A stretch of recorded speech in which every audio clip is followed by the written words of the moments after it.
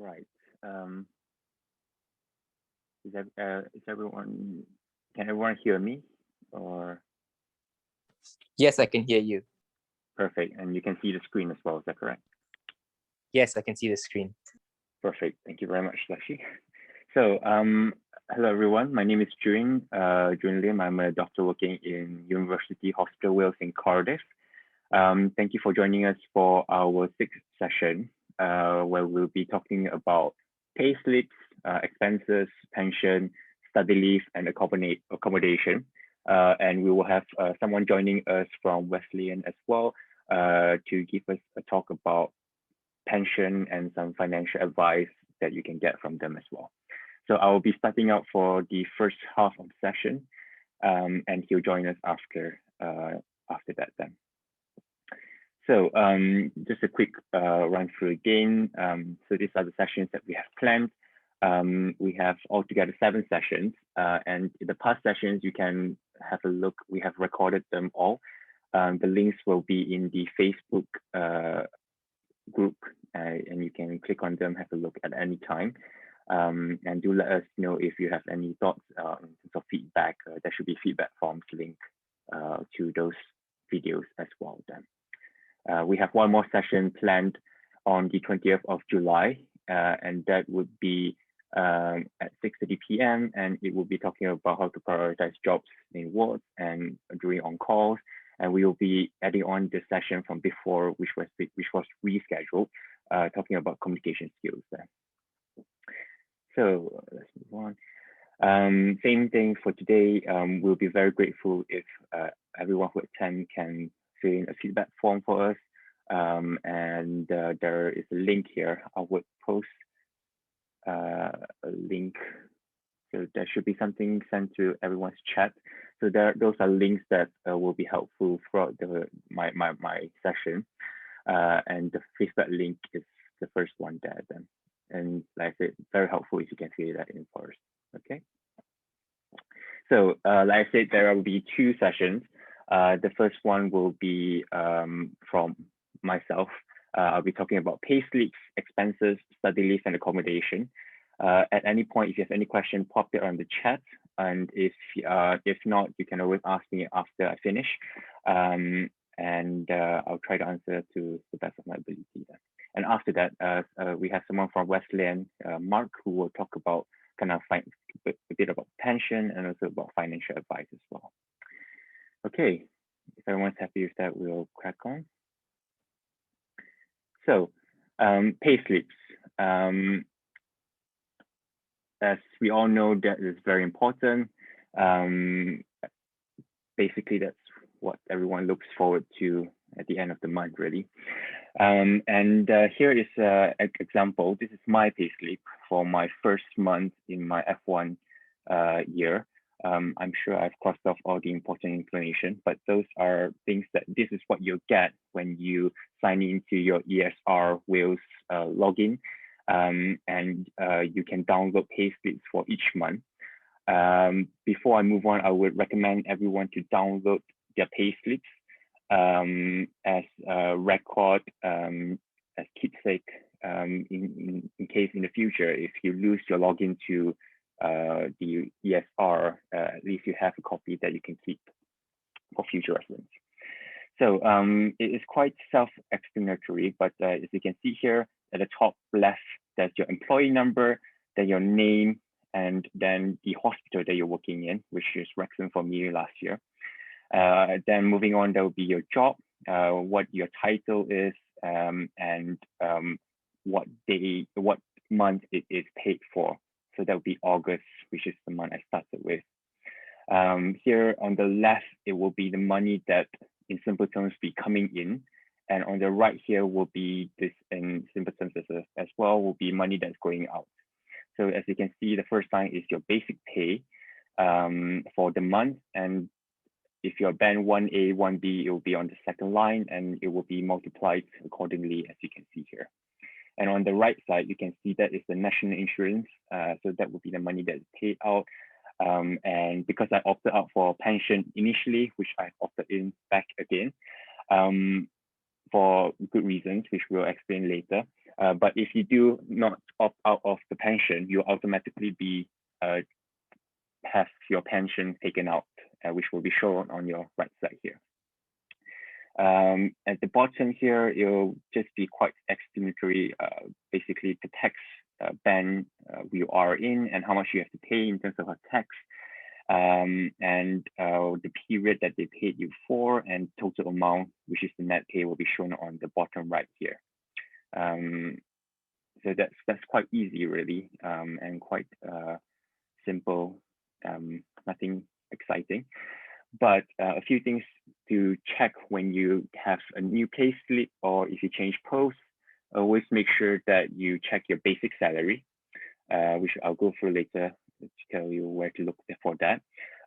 You have to look for the incremental dates, superannuation, such as pension, expenses, etc., your national insurance, your tax code, pay banding expenses. Always make sure to check all these things every time you get a new payslip, or every time you get your payslip for each month, really, and make sure there's no mistakes, because they make mistakes very easily, and it takes time for them to correct them. So if you catch them early, then you can get them sorted out earlier as well. So important question that everyone will be asking is about how banding works. So that in Wales, we go by bandings. I'm not sure about other parts of UK, but in Wales, we go by banding. There's band 1, band 2, and band 3. As you can see there, it depends on the number of hours you work in a week. So if you work 40 to 48 hours, it's band 1, band 2 is up to 56, and more than 56 will be band 3. And in each banding, band 1, band 2, and band 3, they differentiate into A, B, and C as well. So as you can see, band A will be band 1A and 2A. It means that in your job hours, so if 1A, it will be 40 to 48 hours, you will have the most antisocial time. So times out of hours after the normal hours, which is 8 to 5 o'clock, really. And band 2A, you'll be working 48 to 56 hours a week, and with the most antisocial times. If you're band 1B and 2B, you will have the number of hours based on your band 1 or band 2, and you will have less antisocial hours compared to band 1A and 2A. So that's how they differentiate it. And depending on which band you are, as you can see on the right, it tells you how much percentage you get in addition to your basic salary. So if you, let's say, going back,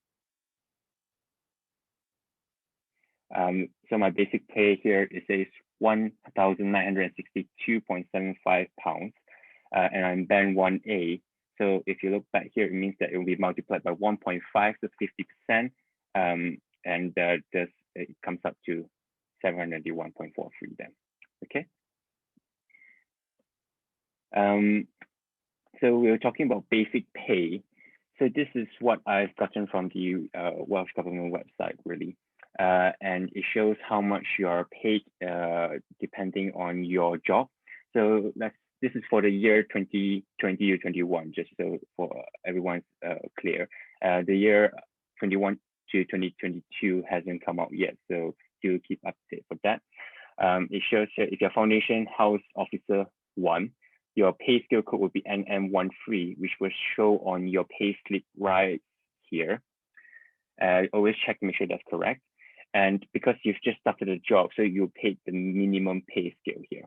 So it'll be 241,818. So this is for 2020 or 2021. As you can see, that's the annual pay rate. So always make sure that you don't mistake the monthly pay rate and the annual pay rate, basic pay then. And then if you move on to F2, then you'll be paid a bit more, and as you move up the ladder, of course, you get paid more then. In terms of where the pay scale, that let's say if you work as an F2 and you have prior experience, and you go move on to another job to work as an SHO after F2, then you move up the pay scale and you get paid from pay scale 1 here then. From what I know, from 2019, 2020, moving on to 2020 to 2021, there has been an increase in 2.8% for the basic pay for junior doctors. And the year before that, it was a 2.5% increase. So I'm not sure how much it will be this year yet, but it will probably be around that rate then. So moving on, we'll be talking about less than full time.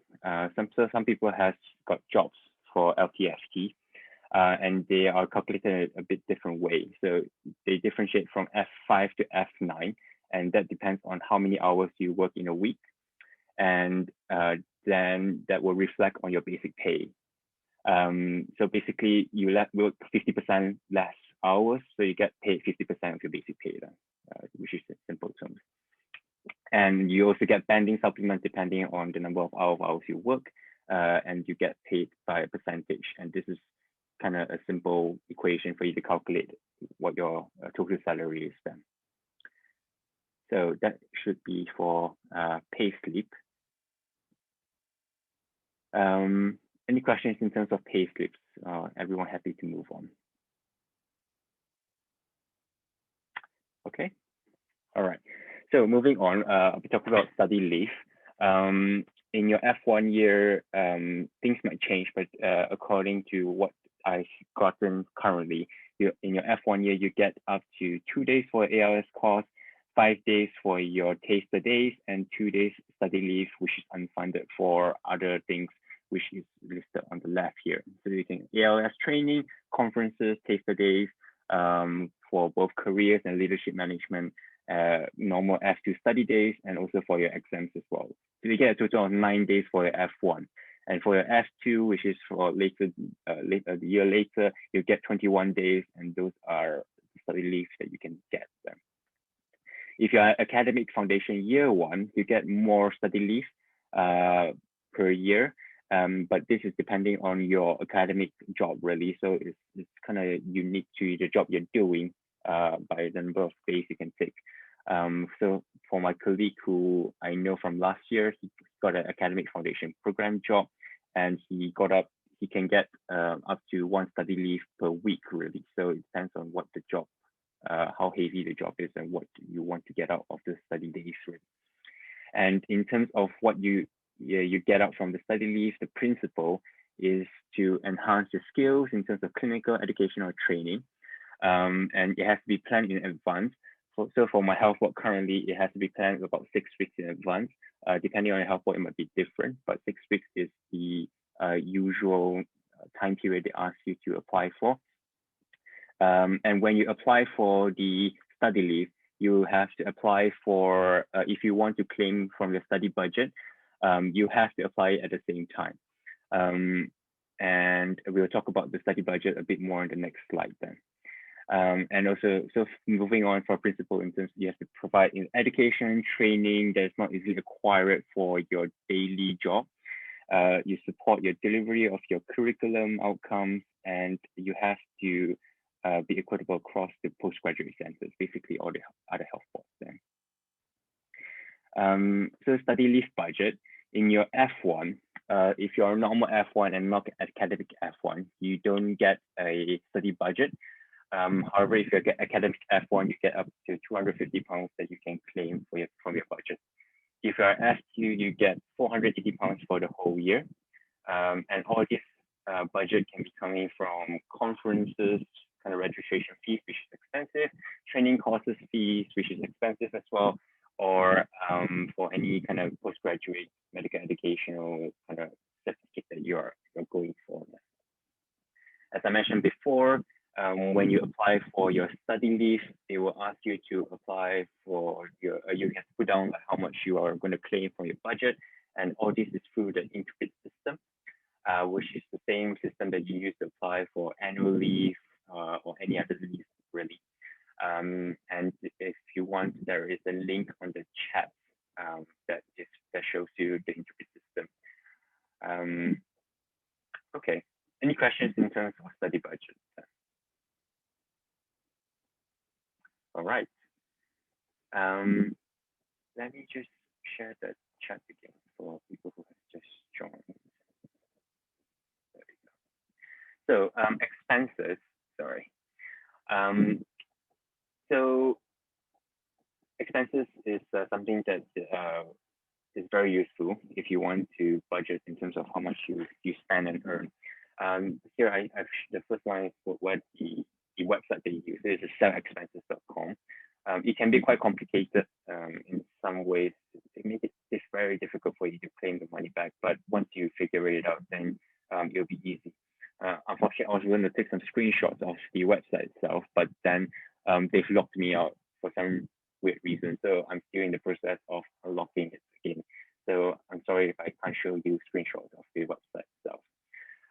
But just to go through a bit about expenses, you can claim expenses mostly for kind of traveling and relocation expenses. So traveling would be if you work in a hospital, in a health board, but in different hospitals for different posts. So let's say I'm working in Cardiff Health Board, and I work mainly based in University Hospital of Wales. Let's say for my second job is breast surgery, and I had to travel to University Hospital London, which is in Cardiff, but in a different area, different hospital.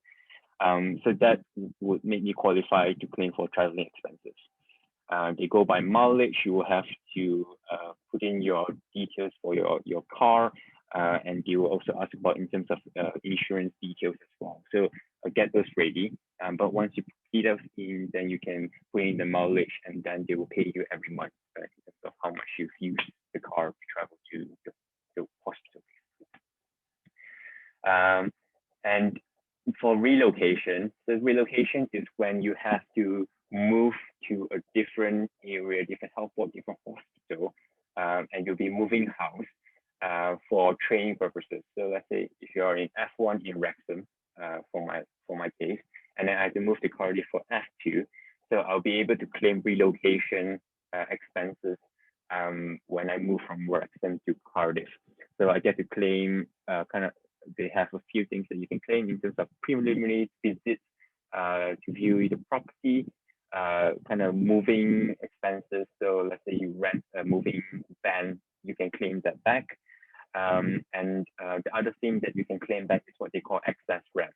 So let's say you're moving from a property that is cheaper to a more expensive one, then you can claim the difference between the two rent. Let's say I'm paying 525 for my property this year, and I paid about £400 for my property last year. So I get to claim that £125 difference every month.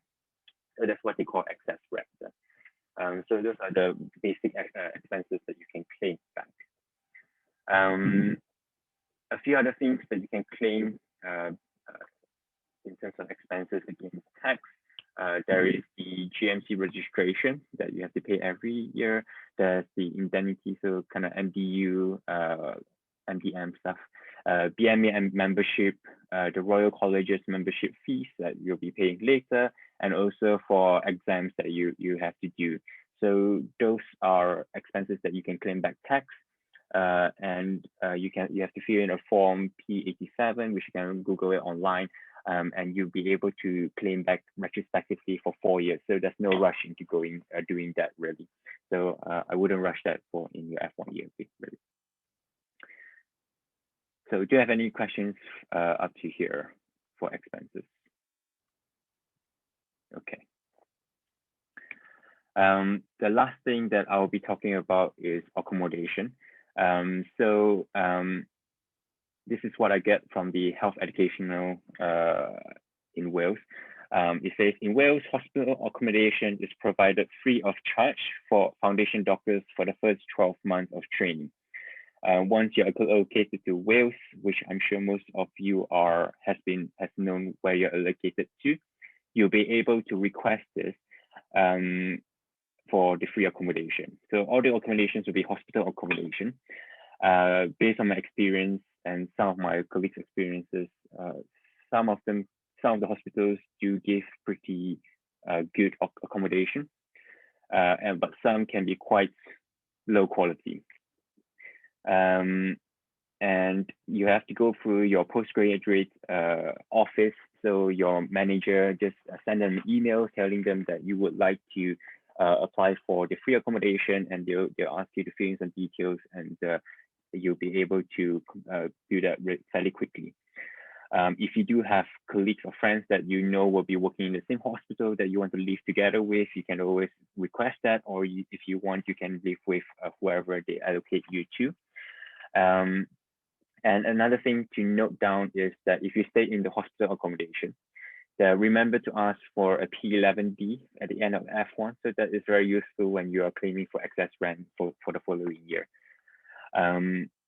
So that's basically accommodation. Really, it's quite simple because it's free of charge, and you don't really have to pay. You don't have to pay for any other bills, water bill, electric bill. Those are free of charge as well. So this is kind of a kind of diagram that you can find online in terms of relocation. As I mentioned about relocation expenses. So if you just follow this diagram, you'll be able to know what you can claim, under which heading, and how much you'll be able to claim up for them. I'm not going to go through this thing because it's quite self-explanatory, but if there's any question, you can always ask me after that. So that's my half of the session. Does anyone have any questions, any burning questions they want to ask? You can pop it in the chat, or you can unmute yourself and ask.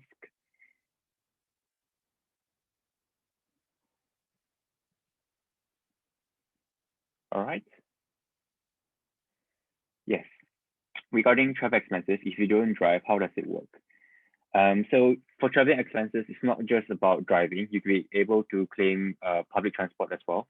And in some cases, taxi expenses, you can claim those as well. So it's not just for driving, public transport. Make sure you keep the receipts, and they'll ask you for kind of evidence. So you just need to upload the picture of your receipt then. No problem. Any other question then? Okay. Just a quick reminder, if you have time, please do fill in the feedback form for us. Let me see if I can see if Mark is here. Hello, yes, I am here. Okay, let me make you a host, just 2 minutes.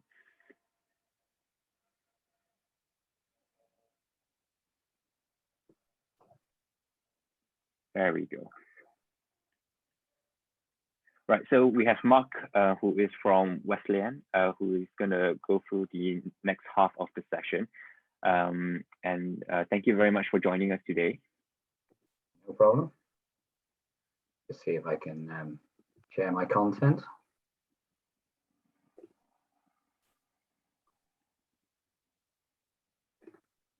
So let me stop my share for now.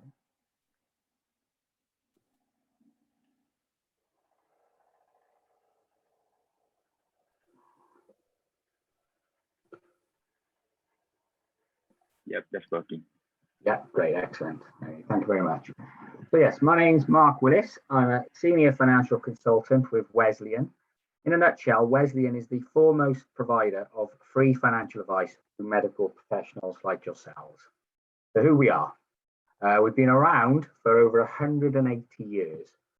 For my part, I've worked for Wesleyan for over 15 years, covering the South Wales area predominantly, but I have clients all over the UK and in fact all over the world. So in terms of Wesleyan, we have an advisory board made up of prominent doctors and dentists who tell us on a regular basis how best to service the needs of our clients. We have over 300 financial consultants covering the UK and Northern Ireland, and we are specialists at giving financial advice to medical professionals like yourselves. There are no other organisations out there in terms of financial services that provide exclusive specialist advice like we do for medical professionals like yourselves. We also have a Wesleyan Foundation, which involves a lot of charitable giving and charitable work that our staff members do and raise money for. And one of the key things about Wesleyan is we are a mutual society, which means we don't have any shareholders. And if you take out any products and services via Wesleyan, then you become a member of the society, and then you can have a say in how the society is run as well. So that's a very thing that we cherish and that we very much like. In terms of customer satisfaction, etc., 93% of our customers feel valued, which is actually a market leading figure in terms of client satisfaction. We also, in terms of that Wesleyan Foundation, have given over £3 million to charities over the last 3 years. We have something called a Net Promoter Score, which is a +47 score, again, a market leading score where for client satisfaction ratings.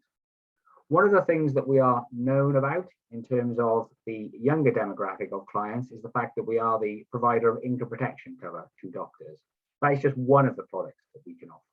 But in terms of our income protection offering for doctors, we have a 97% claims payout, which is the highest again in the industry. And in terms of looking after your demographic, the younger doctors in our client bank, we have a junior advisory board. The junior advisory board is made up of 12 members from the medical and dental students to recently qualified doctors. They meet on a regular basis along with the senior advisory board to tell us how best to service your needs. They provide regular unique insight into your respective areas of expertise and what best to advise you on and what best to talk to you guys about. So how can Wesleyan help you? We cover a lifetime financial needs for our clients. So that's through from becoming newly qualified doctors all the way through your careers, whether you go into general practice or become hospital consultants, and then on into retirement as well. So I have a wide range of clients from all age classes. In terms of the products and services we can help you with, we have savings and investment products. We provide the protection products such as income protection, life cover, critical illness cover.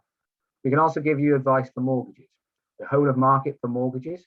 So all the providers in the UK that are available to individuals in the UK are available to ourselves. And we're able to offer a lot of exclusive products in terms of the products that we can provide. Because we represent professionals like yourself, there are other organisations out there such as mortgage providers are very keen to access our clients and so offer a lot of exclusive products. In fact, cheaper products than you can get even by going direct often to your own bank or building society. We also offer retirement and estate planning. I'm going to talk a little bit more about the NHS Pension scheme shortly. And we also offer general insurance products such as market-leading motor insurance and home insurance products. Again, we act as a broker for many different providers. The same is true of our protection products.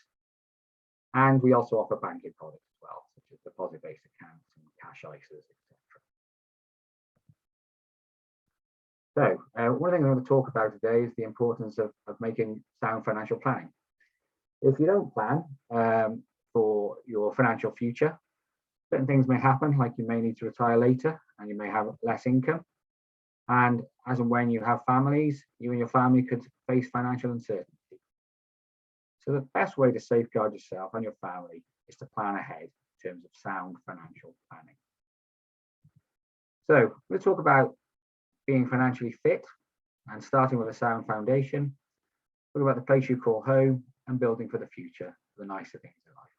And then way past your end of career, the retirement and what that might look like.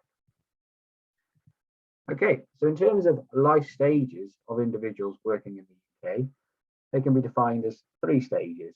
You've got your working stage, your financial freedom stage, and retirement stage. So everyone on this webinar today is in the initial stage of the working stage, which is also known as your wealth accumulation stage.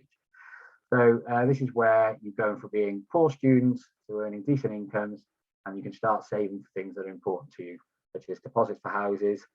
Latterly then, when you have children, school fees for children, and then mortgage repayments, and other things like university costs for children in the future, and buying second homes.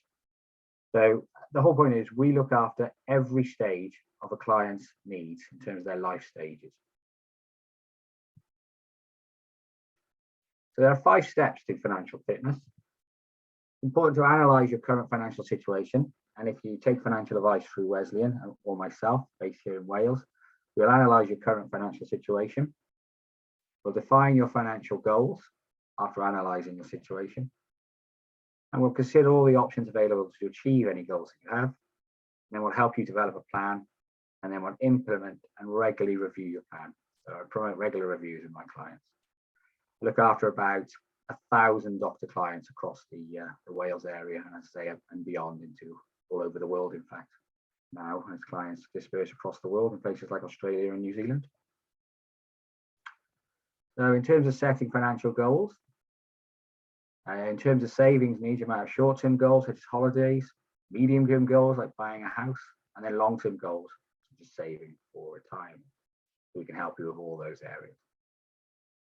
It's already been touched on in the previous presentation. I'm going to show you again the salary progression for doctors in Wales. A nice graph that we formulated here. So the F1 salary has already been said that it's a starting salary of 24,818, and then it goes up steadily each and every year, whatever route you decide to go down, whether it be specialty route, core medical trainee route, and then if you decide to go across into the general practice environment, or you stay in the hospital environment as a consultant. And those are the average ranges for GP salary and consultant salary there. And that the top consultant salary is now £103,806 for this tax year. It's due to go up. It always goes up in about September time and is backdated to April. So when you start work, if not already, then your pay will go up again in September and it'll be backdated to when you started work. And if that's already, then it'll be backdated to April. How does that compare with salary progression in England? The salary progression in England actually appears to be slightly more favourable in certain areas, such as the higher consultant pay on the top grade. But that's actually down to the fact that the sessions that consultants work, for example, in the hospital environment, are slightly longer in the NHS in England. And they're 15 minutes longer than in Wales, each session. So that's why the pay is slightly longer. Obviously, in reality, you'll tend to work more than your allocated hours, but those are the slight changes in the pay between England and Wales. So FY1 earnings in Wales, Foundation Year 1 training earnings in Wales, as I already said, the starting salary is 24,818, plus a 5% automatic no band supplement if you don't have a banded job. That equates to take home of 1,662 per month after tax, national insurance, student loans, and your NHS pension deductions. And as already explained, there are bandings ranging between 20% banding to 100% banding, which is a percentage of that basic pay. And it depends on the number of hours you work, etc. So again, already touched on is the payslip and what it looks like. From my perspective, when I meet with clients, I always like to review their payslips. As already mentioned, unfortunately, the NHS tends to make lots of mistakes when it comes to the way doctors are paid and the deductions that are made. So often the salaries will be wrong. Often the tax you pay will be wrong. Often there will be things missing, things that you've worked and done that you haven't been paid for. And sometimes they'll make mistakes on things like deducting too much NHS pension contributions. This is where my specialist eye can look at the payslips that you have and tell you if there are any mistakes on the payslips you have. Unfortunately, about 50% of the time, so 1 in every 2 clients I speak to, there will be something wrong on their payslip. And of course, you're not expected to know that, and you won't know what to look for, but I will, and I'll be able to identify what you can get corrected via your employer. Another key area I help clients with is their tax code. So the basic tax-free code at the moment in the UK is the first £12,570 that you earn is tax-free. You can increase that by claiming tax-deductible expenditure, as already explained earlier in this webinar, by way of claiming for things like professional fees and subscriptions. You can also claim more money back in terms of tax refunds and tax rebates by way of things like cost of courses and accommodation for any courses that you do not covered by your study budget. And I can explain all of that further one-on-one should you wish to have a financial review with myself or one of my colleagues at any point in the future. So, as I say, one of the things that we're known about here at Wesleyan, and particularly in the younger demographic of clients, is our income protection product. But it's just one of the products that we offer. So what is income protection? It provides an income if you are unable to work due to ill health, injury, or accident. It complements NHS sick pay availability. You do get NHS sick pay, but that is not very good or very favourable in the first 5 years, as I will show in the next slide. So income protection cover from Wesleyan helps plug the gap in terms of your pay if you're off work on incapacity for any reason preventing you from working, such as ill health or accident, anything stopping you from working, and any income protection cover that you take out by Wesleyan will pay out. So in terms of how we pay out and what we pay out, we complement what you get from the NHS sick pay scheme. In the first year, if you find yourself incapacitated and unable to work, after 4 months of work, you'll get anything for the first 4 months, but after 4 months of work, you would then get 1 month's full pay, followed by 2 months half pay. And that does increase to a quite favourable 6 months full pay, followed by 6 months half pay after 5 years continuous service. A word of caution here, if you plan to take a year and go and work overseas, somewhere like Australia and New Zealand, if you take a year or more, you lose all your sick pay entitlement and it goes back to zero. So something to keep in mind should you decide to go and work away. If you're going to work away, try and do it for 364 days of the year rather than more than 364, in which case you will maintain your sick pay entitlement.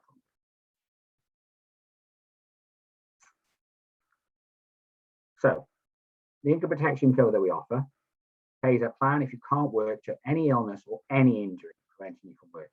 It pays out a tax-free regular income, and it will pay on a monthly basis to replace the loss of any income that you would have been given by your employer in the NHS. And benefits are payable all the way up to retirement age or until you recover if sooner. NHS retirement age for anyone starting work now is age 68, depending on your age. So, building for the future in terms of things to plan for.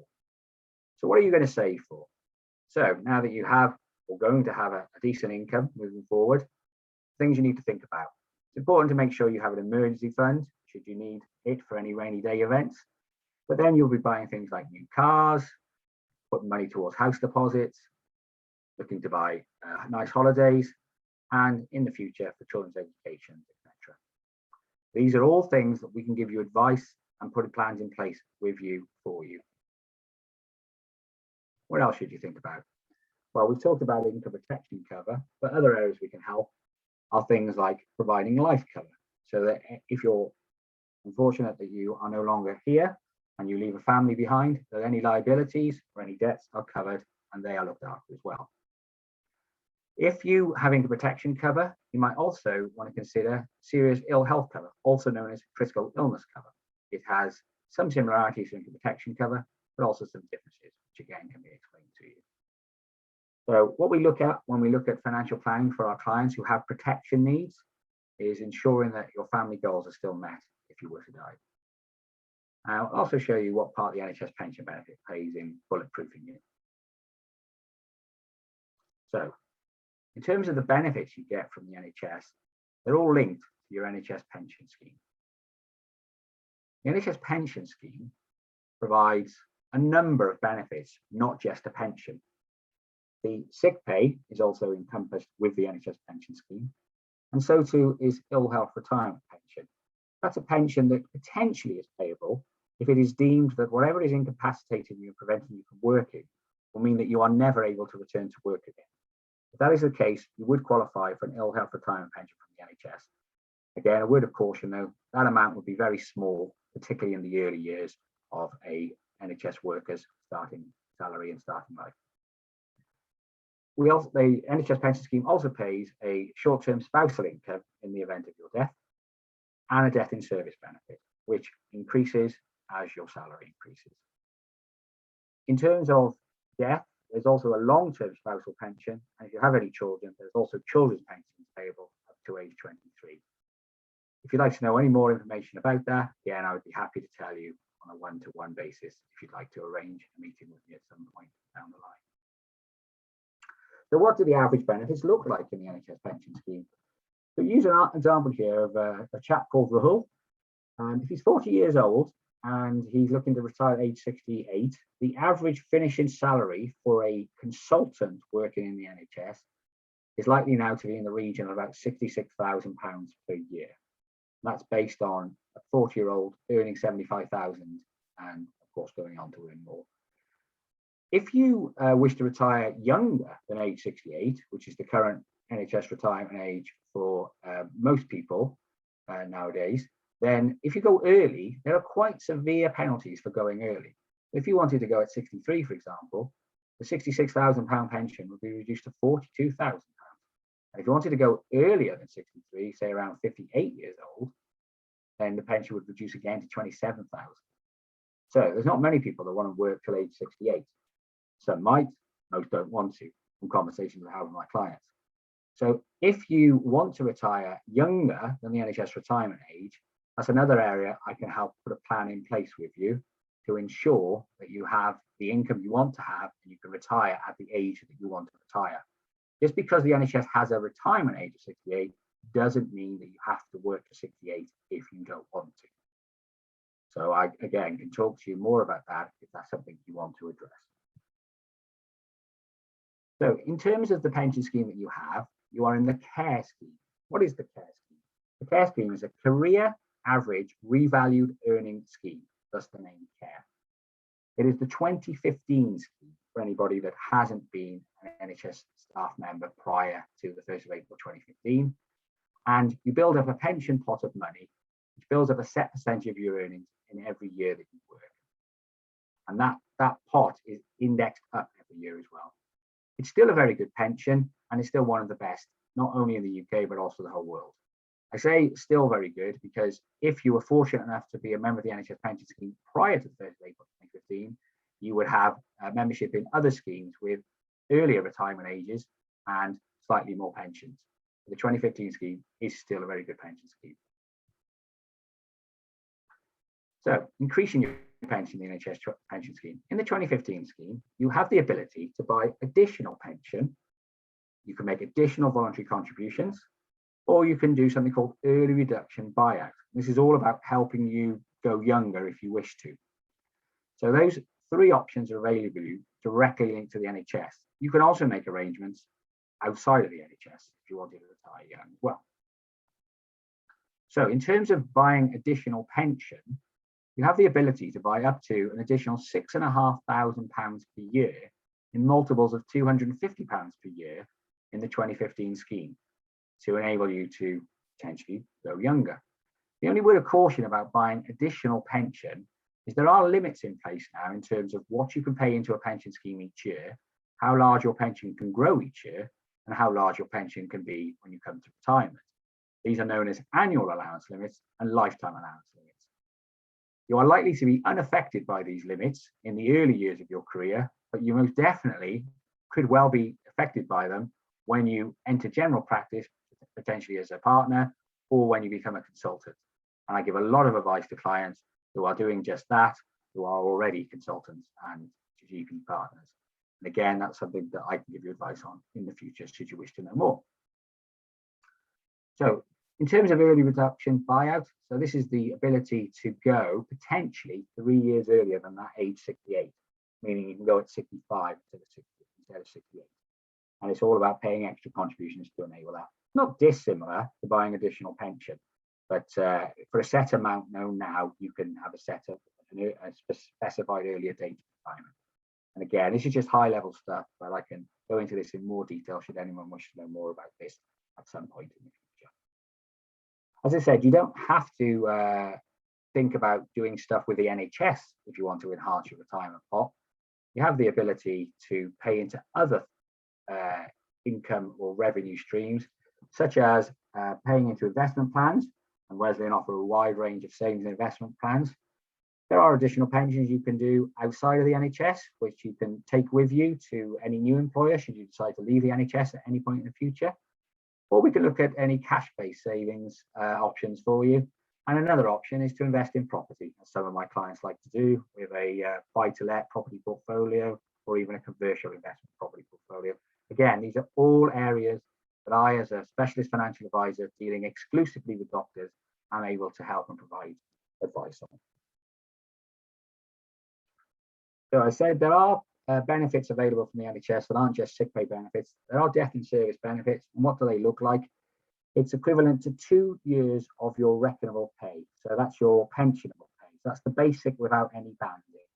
2 years death in service. There's also currently an additional £60,000 for any frontline workers who die from COVID-related conditions whilst we are still under the pandemic situation. There's also dependent pension benefits, which are equivalent to the same pension that someone would have received if they'd gone off on severe ill health grounds. And there's also a children's pension payable until children, as I said earlier, until they're age 23. So why is it important to get advice? Well, for a variety of reasons. In terms of any financial planning needs that you may have now or in the future, you should absolutely consider Wesleyan as your first port of call for your financial planning needs. We can put a plan in place, an action for your retirement. You can understand the impact of any changes to your pension. You can consider ways to boost your pension, and we review your existing savings and investments, look at any short-term savings needs you might have now, as I say, such as things like deposits, mortgages, property purchases and mortgages, etc. And we can also make sure that any benefits in place provide the right level of cover for you. So, next steps. If you feel you would like to have more information or chat about any other areas of financial planning encompassed in this presentation or anything else, you should make an appointment with a Wesleyan financial consultant, such as myself, where we can discuss your unique needs and receive and give you specialist financial advice. We can help you make the most of your pension benefits and associated finances. So if we have any questions, by all means, put them in the chat and I'm happy to answer them now. But that's pretty much everything from me. And there's my contact details. Should anyone wish to contact me directly, wanting to know or chat about anything in more detail that we've talked about, that I've talked about today. Thank you very much for your time.